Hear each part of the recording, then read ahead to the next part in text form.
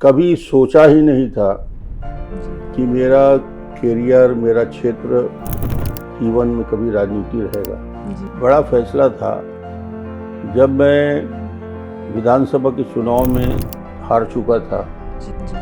मैं चूँकि विधानसभा हारा हुआ था तो मैं कल्पना ही नहीं कर सकता था कि मुझे राजनांदगांव लोकसभा लड़ना है। तो उन्होंने मुझसे पूछा कि राजनांदगांव मोतीलाल वोरा के खिलाफ क्या चुनाव लड़ने के लिए तैयार हो। एक बिल्कुल नया चेहरा, अनजान चेहरा जो विधानसभा हार चुका हो। लेकिन आप इस अपने स्वभाव को इतने सालों तक कैसे मेंटेन रख पाए? क्या आपको गुस्सा आता है, और अगर आता है तो आप उसे कैसे दर्शाते हैं? गुस्सा हमारी बीमारी का प्रतीक है, हमारी कमजोरी का प्रतीक है। आपके अंदर यदि धैर्य नहीं है, सुनने की क्षमता नहीं है, तुरंत रिएक्शन यदि हर बात में करते जाएंगे तो आप इस क्षेत्र में लंबे समय तक काम नहीं कर सकते।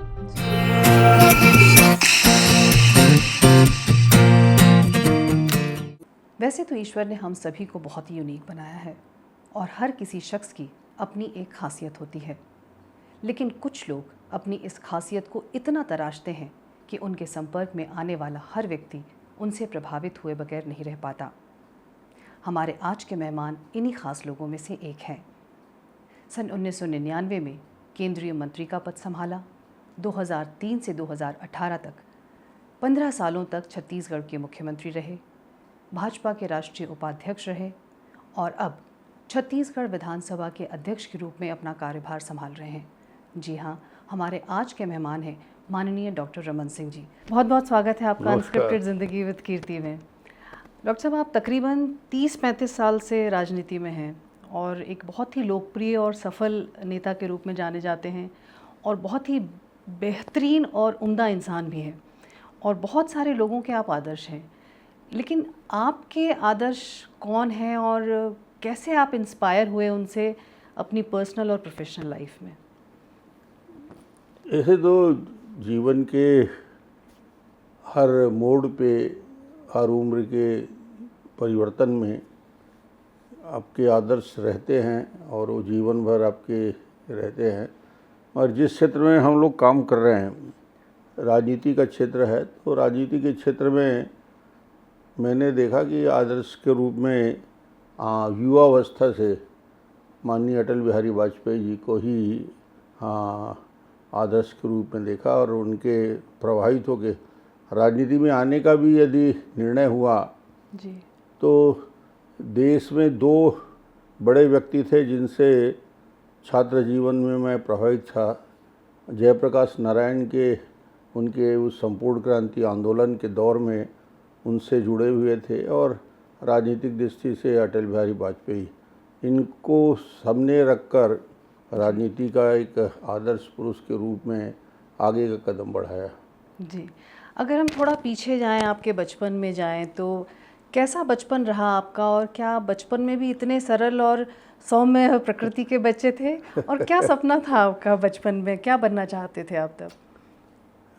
बचपन स्कूलिंग मेरा खैरागढ़ से लेकर कवर्धा में हुई और स्कूल में रहते और बाद में फिर रायपुर में कॉलेज में जाने के बाद कभी सोचा ही नहीं था जी, कि मेरा करियर, मेरा क्षेत्र जीवन में कभी राजनीति रहेगा। जी। तो राजनीति से दूर दूर का नाता नहीं था। मैं अपनी पढ़ाई में और अपने स्पोर्ट्स में बिजी रहता था और मुझे कभी लगता भी नहीं था कि मैं राजनीति के लायक बना हूँ। जी, अचानक राजनीति में आने का निर्णय हुआ और वो परिवर्तन इसलिए हुआ कि आपातकाल लगाने के बाद जिस प्रकार से पूरे देश में भय और डराने का, आतंक का एक राज था जी, और आपातकाल में सारे देश को जेल बना दिया गया था, तो वो युवकों के लिए चुनौतीपूर्ण समय था और उसका विरोध करने के लिए मैं राजनीति में आया। जहाँ तक स्वभाव का सवाल है जी, तो मुझे लगता है कि स्वभाव सरल होना और स्पष्ट बोलना, ये सारे विषय छत्तीसगढ़ का एक आम आदमी, छत्तीसगढ़ी यदि भाव को हम कल्पना करते हैं जी, तो निश्चल भी होगा और ईमानदार भी होगा और सरल बोलने वाला भी होगा। जी तो कहीं न कहीं छत्तीसगढ़ की मिट्टी से, यहाँ की तासीर से वो स्वभाव मिला। जी। आपके माता पिता को देखने और मिलने का सौभाग्य हमें भी मिला है और हमने देखा कि वो बहुत ही सरल और सौम्य व्यक्तित्व के स्वामी थे और बहुत ही डिसिप्लिन्ड लाइफ जीते थे। उनका कितना प्रभाव रहा आपके जीवन पर? मुझे लगता है कि आज यहाँ पे हम लोग खड़े हैं और यहाँ तक पहुँचे हैं, उसका बड़ा योगदान जी मैं अपने पहले क्रम में तो मदर को देता हूँ जी कि इनका संघर्ष बहुत था, क्योंकि गांव से राजनीति शुरू पैदा होकर, जी छोटा सा गांव जिसकी आबादी 500 से ऊपर नहीं थी, तो उस रामपुर ठाठापुर में पैदा होके कवर्धा और खैरागढ़ में शिक्षा ग्रहण करके और इस दृष्टि से एक आत्मविश्वास देने का काम जी और मजबूती के साथ खड़े होने का काम, तो हम सब उनके अनुशासन से बंधे हुए थे और उनकी वजह से पढ़ाई लिखाई भी हुई और आगे भी बढ़े जी और जीवन में सफलता के लिए संघर्ष कैसे हो सकता है उनको जीवन में देखा भी और सीखा भी। जी। तो आपका जो टर्निंग पॉइंट था लाइफ का, आपने कहा राजनीति, क्योंकि आपके परिवार में तो दूर दूर तक कोई राजनीति के फील्ड में था ही नहीं और आप राजनीति में आपका प्रवेश हुआ और आपने बताया कि किस तरह से एक वो आगमन हुआ आपातकाल के दौरान। तो क्या आप अपनी लाइफ के इस आगमन को टर्निंग पॉइंट मानते हैं या क्या था आपकी लाइफ का टर्निंग पॉइंट? राजनीति में प्रवेश उस आपातकाल के विरोध में हम लोग खड़े हुए और वो दौर संघर्ष का था। युवकों की टीम बना के और काम शुरू किया। उस समय ये नहीं लगता था कि राजनीति में कोई विधायक बनना है, कोई सांसद बनना है, जी किसी पद में जाना है। लगता था कि व्यवस्था में जो हो रहा है ठीक नहीं है, जी इसका विरोध युवा नहीं करेगा तो कौन करेगा। तो उसकी अगुवाई करने का निर्णय कवर्धा में मैंने लिया। जी तो एक राजनीति में कहें या उस आपातकाल के विरोध में खड़े होने का काम हुआ। जीवन का मैं एक्चुअल टर्निंग पॉइंट जो मैं समझता हूँ जी वो था जब मैं केंद्र में मंत्री था अटल बिहारी वाजपेयी जी की सरकार में, जी कॉमर्स मिनिस्टर। तो उस समय केंद्र ने निर्णय लिया और माननीय राष्ट्रीय अध्यक्ष नायडू जी और वरिष्ठ नेता आडवाणी जी और राजनाथ जी ने निर्णय लिया कि मुझे सेंट्रल मिनिस्टर के रूप में काम करते 4-4.5 साल हो गया है। तो वो निर्णय केंद्र का ही था कि मुझे छत्तीसगढ़ वापस भेजा जाए और मुझे बुला के पूछा गया कि आप इस्तीफ़ा देने को तैयार हो मंत्रिमंडल से। जी मैंने पूछा क्यों इस्तीफ़ा देने की बात हो रही है, तो बोले छत्तीसगढ़ में प्रदेश अध्यक्ष बनाना है जी और तुम्हारे नाम पे विचार चल रहा है, जी यदि तुम सहमत हो तो बनाया जा तुमको मंत्रिमंडल से इस्तीफ़ा दे के छत्तीसगढ़ में जाके प्रदेश अध्यक्ष का जवाबदारी सौंपना है। मैंने एक सेकंड भी नहीं लगाया और मैंने कहा कि जो भी जवाबदारी आप देना चाहते हैं जी मैं आज ही केंद्रीय मंत्रिमंडल से इस्तीफ़ा देता हूं जी और छत्तीसगढ़ में जाके स्टेट प्रेसिडेंट का काम करूंगा। वो निर्णय उस समय सहज रूप से लिया गया और मुझे लगता है कि जो एक परिवर्तन जीवन में आया उस निर्णय की भूमिका महत्वपूर्ण थी। मैं छत्तीसगढ़ आया, छत्तीसगढ़ में स्टेट प्रेसिडेंट बना, फिर सरकार 2003 में बनी, फिर 8 में बनी, फिर 13 में बनी। जी तो लगातार 15 साल मुख्यमंत्री के हमारे केंद्रीय नेतृत्व ने बनाया। तो मुझे लगता है वो निर्णय निश्चित रूप से मेरे जीवन में बड़ा परिवर्तन लाने वाला निर्णय था। जी। आपका जो व्यक्तित्व है सभी जानते हैं कि आप बहुत सरल, सौम्य और शांत प्रवृत्ति के व्यक्ति हैं। तो राजनीति में तो देखा जाए तो इसके बहुत उलट स्वभाव की अपेक्षा रखी जाती है राजनीतिज्ञों से, लेकिन आप इस अपने स्वभाव को इतने सालों तक कैसे मेंटेन रख पाए? क्या आपको गुस्सा आता है और अगर आता है तो आप उसे कैसे दर्शाते हैं? नहीं, गुस्सा तो मनुष्य का स्वाभाविक एक प्रतिक्रिया होता है और गुस्सा तो सबको आना है। जी मगर मुझे लगता है कि गुस्सा हमारी बीमारी का प्रतीक है, हमारी कमजोरी का प्रतीक है। और आपके अंदर यदि धैर्य नहीं है, सुनने की क्षमता नहीं है, तुरंत रिएक्शन यदि हर बात में करते जाएंगे तो जिस फील्ड में हम लोग काम कर रहे हैं, जी राजनीति में तो सुबह से लेकर रात तक लोगों की बात सुनना है जी और सुनना भी है, नाराज़गी भी उनका झेलना है। तो उस दौर में यदि आपने धैर्य नहीं रखा तो आप इस क्षेत्र में लंबे समय तक काम नहीं कर सके।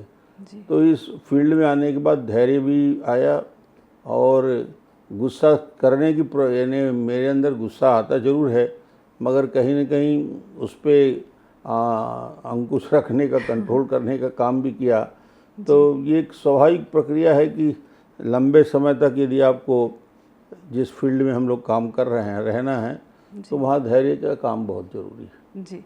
राजनीति के इतने लंबे सफ़र में आपने बहुत सारे फ़ैसले लिए। कोई ऐसा इंसिडेंस आपको याद आता है जब आपके लिए वो फ़ैसला लेना बहुत मुश्किल रहा हो, और क्यों? फैसला एक बहुत बड़ा फैसला था जब मैं विधानसभा के चुनाव में हार चुका था जी।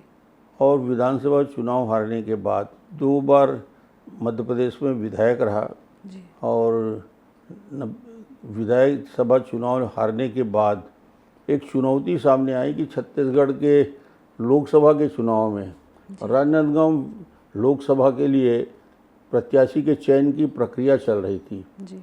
मैं चूँकि विधानसभा हारा हुआ था तो मैं कल्पना ही नहीं कर सकता था कि मुझे राजनांदगांव लोकसभा लड़ना है, और वहाँ भी मोतीलाल वोरा कांग्रेस के जैसे कैंडिडेट दिग्गज। थे। जी। उस समय मुझसे पूछा गया कि मोतीलाल वोरा के खिलाफ कैंडिडेट के रूप में कौन लड़ सकता है, तो मैंने कहा कोई भी लड़ेगा, मैं उस चुनाव का संचालन करूंगा। मगर अंत में बात आई और बात के साथ साथ माननीय अटल बिहारी वाजपेयी तक बात गई राजनांदगांव के विषय को लेकर। तो उन्होंने कहा कि राजनांदगांव में कुशाभाऊ ठाकरे जी से कहा गया कि यदि डॉक्टर रमन को प्रत्याशी बनाया जाए तो बेहतर होगा। तो उन्होंने मुझसे पूछा कि राजनांदगांव मोतीलाल वोरा के खिलाफ क्या चुनाव लड़ने के लिए तैयार हो? जी। मैंने 1 सेकंड नहीं लगाया, मैंने कहा पार्टी का निर्णय यदि है जी। तो मैं राजनांदगांव लोकसभा लड़ूंगा। और मोतीलाल वोरा जी जो स्पीकर गवर्नर भी रहे, जो मुख्यमंत्री भी रहे, जो केंद्रीय स्तर में पार्टी का नेतृत्व भी किया, प्रदेश के अध्यक्ष भी रहे, अलग अलग दायित्व में रहे, उनके खिलाफ एक बिल्कुल नया चेहरा, अनजान चेहरा जो विधानसभा हार चुका हो, जी। और उस समय एक दुस्साहस भरा फैसला कि उनके खिलाफ चुनाव लड़ना है। जी। तो और मैंने वो निर्णय लिया, पार्टी ने समर्थन किया और मैं वो लोकसभा जीता, और लोकसभा जीतने के बाद अटल जी ने केंद्र में मंत्रिमंडल में स्थान दिया। जी। ऐसा कहा जाता है कि हर सफल पुरुष के पीछे एक महिला होती है। इस वाक्य से आप कितना तारुफ रखते हैं? मैं पूर्णतः सहमत हूँ जी। कि मेरे पूरे राजनीतिक करियर में, उतार में, चढ़ाव में, भोपाल में रहा मैं, जी। विधायक की हैसियत से रहा, यहाँ से फिर लौट के आया, फिर कवर्धा आया चुनाव हारने के बाद। अलग अलग दौर आए राजनीति के क्षेत्र में, और मैंने महसूस किया कि जब तक आपके साथ जो 24 घंटा रहने वाले, और ख़ास तौर से पत्नी यदि आपके साथ नहीं है उस संघर्ष में, तब तक सफलता नहीं मिल सकती। और बीना को मैं देखता हूँ मेरी पत्नी के रूप में, न केवल उस पूरे संघर्ष में पूरी हिम्मत के साथ सामने खड़ी रही, और वो चाहे तबीयत खराब भी हो, जब वो 6 महीने तक मेदांता में एडमिट थी, जी। बहुत ही कठिन दौर से गुजर रहा था, उस समय भी वो कहती थी कि नहीं, यहाँ हॉस्पिटल में खड़े होना नहीं है, जाके क्षेत्र में काम करो। तो ये एक बड़े निर्णायक क्षण में उसकी दृढ़ता मैंने देखा, और बहुत मजबूती के साथ सभी दौर में वो खड़ी रही। तो निश्चित रूप से मैं मानता हूँ कि जीवन में बीना का एक बड़ा योगदान पूरे इस दौर में रहा। जैसे आपने बताया, उनकी दृढ़ता तो आपने बताई कि वो कहती थी कि अस्पताल में ना रहें और आप यहाँ आकर जनता की सेवा करें, लेकिन आपकी मनोस्थिति उस वक्त क्या होती थी? क्योंकि आप एक पब्लिक फिगर हैं, आपकी जनता की सेवा आप जवाबदेही है, और अगर आपकी वाइफ एडमिट हैं, हॉस्पिटल में बीमार हैं, और आप उनके साथ न रहकर जनता के कामों में लगे हुए हैं, तो क्या मनोस्थिति रहती थी और वो ताकत कहाँ से आती थी? वो निर्णय लेना पड़ता है, और मुझे लगता है कि जनता के बीच जाने का जो क्रम होता है, या परिवार के लिए समय देने का समय होता है, या कोई सीरियस हो घर में, पत्नी सीरियस हो, उसको छोड़ के हम कितना समय दे सकते हैं। तो एक बड़ा निर्णय था, और उसमें मैंने ये तय किया कि सैटरडे संडे 2 दिन मैं वहाँ रहूँगा हॉस्पिटल में और बाकी दिनों काम करूँगा। तो मुझे लगता है कि उस कठिन दौर में निर्णय लेना जब बहुत ही सीरियस कंडीशन में हो तो, मगर एक दिमाग में था, जुनून था कि लोगों के बीच रहना और लोगों के काम करना, तो लगातार वो क्रम को मैंने तोड़ा नहीं। जी, आपकी वैसे तो आपके अंदर बहुत सारी खूबियाँ हैं, लेकिन दो ऐसी बहुत इंपॉर्टेंट आपकी खूबी है जिसको पर्सनली हमने भी ऑब्ज़र्व किया है। आपकी एक ऑब्जर्वेशन पावर और आपकी अलर्टनेस। इन दोनों खूबियों ने आपको राजनीतिक जीवन में कितना सहयोग दिया? देखिए, राजनीति में सबसे बड़ी चीज़ है वो, चाहे आप पार्षद रहो, मैंने पार्षद से करियर शुरुआत की जी। कवर्धा में वार्ड नंबर 9 में मैं पार्षद बना, पार्षद के बाद विधायक बना, विधायक के बाद सांसद बना, केंद्र में मंत्री बना, फिर अलग आके डोंगड़ गांव में विधायक बन के राजनांदगांव में बना। तो सबसे महत्वपूर्ण विषय है कि आप सत्ता में भी काम करें, संगठन में भी काम किए। अलर्टनेस, पॉलिटिशियन को हर समय हर क्षण अलर्ट होना चाहिए और उसको उसका ऑब्जर्वेशन, जो आपने दो शब्द का यूज़ किया, ये परिस्थिति देश काल और घटते हुए राजनीतिक घटनाक्रम में जब तक आपका ऑब्जर्वेशन क्लियर नहीं होगा तो आप निर्णय सही ढंग से ले नहीं सकते।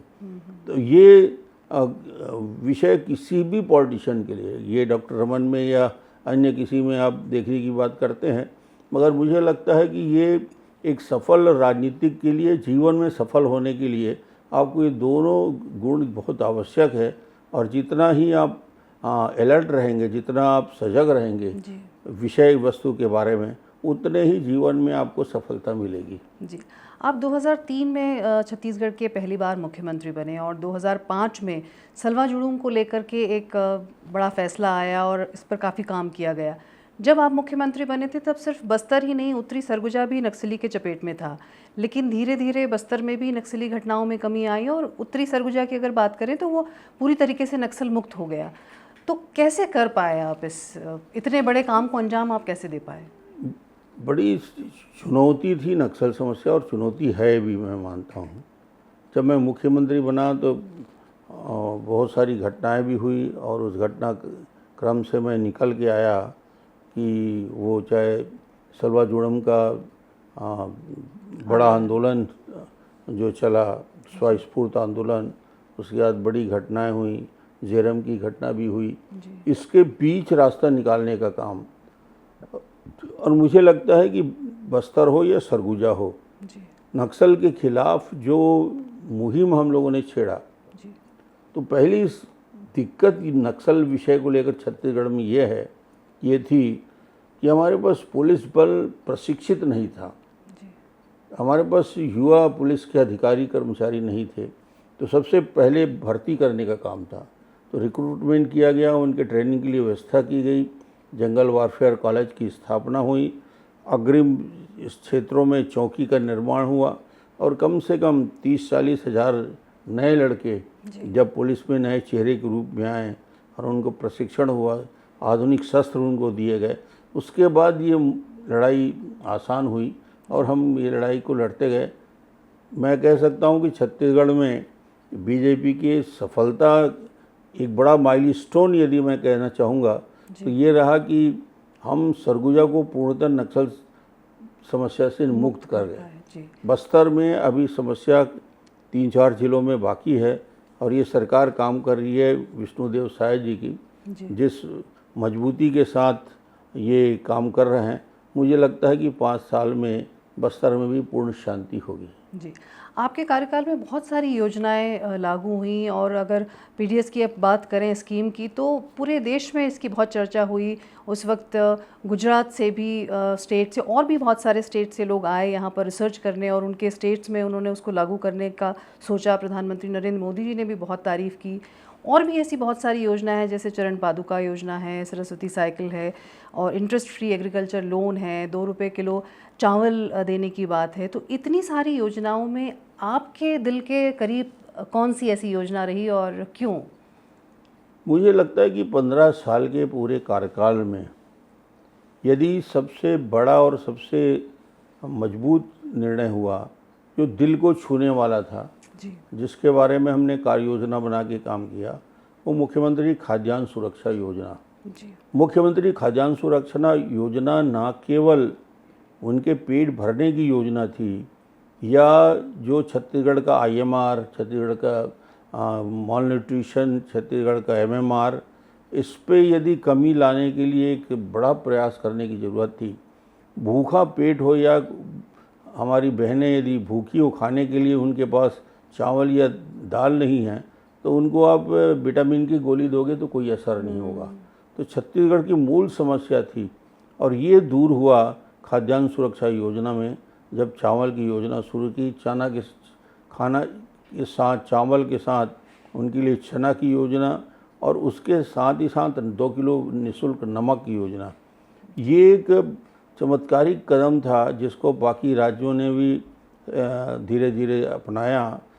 मुझे लगता है कि इससे छत्तीसगढ़ में वो सारे इंडिकेटर्स जो हेल्थ के हैं, जो कुपोषण के हैं, उसमें भी कमी आई, पलायन रुका। और मैं कह सकता हूँ कि मुख्यमंत्री खाद्यान्न सुरक्षा योजना, जिसमें डॉक्टर रमन को देश में पहचान दी, और मैं डॉक्टर रमन से चाउर वाला बाबा बना, तो इस योजना की वजह से एक प्रेम के साथ वनवासी क्षेत्र में मेरी पहचान बनी चाउर वाले बाबा के नाम से। तो मुझे लगता है ये प्रेम इसलिए मिला कि ये योजना छत्तीसगढ़ की सबसे सशक्त योजना थी, और एक बड़ा परिवर्तन लाया। और इस योजना को अब कोई बदल भी नहीं सकता, क्योंकि हमने कानून का पूरा स्ट्रक्चर दिया, उसमें कानून बनाया है। खाद्यान्न सुरक्षा बिल कोई योजना नहीं है, बल्कि छत्तीसगढ़ में वो कानून है, और इस कानून में कोई परिवर्तन नहीं कर सकता। ये एक बड़ी योजना है जिसको हमने क्रियान्वयन किया। अगर हम बात करें कि नक्सल, जो आप नक्सल ऑपरेशन कर रहे थे और इतना आक्रामकता से आप नक्सलियों के ऊपर रणनीति के साथ काम कर रहे थे, और उस वक्त आप घोर नक्सल एरियाज़ में भी आपने दौरे आपने बंद नहीं किए, वहाँ के लोगों से आप मिले, उनकी समस्याएं सुनी आपने, और उन लोगों की हिट लिस्ट में आप थे। तो कभी आपको मन में डर या घबराहट, या परिवार की तरफ से ऐसा रोका गया कि आप वहाँ ना जाएं?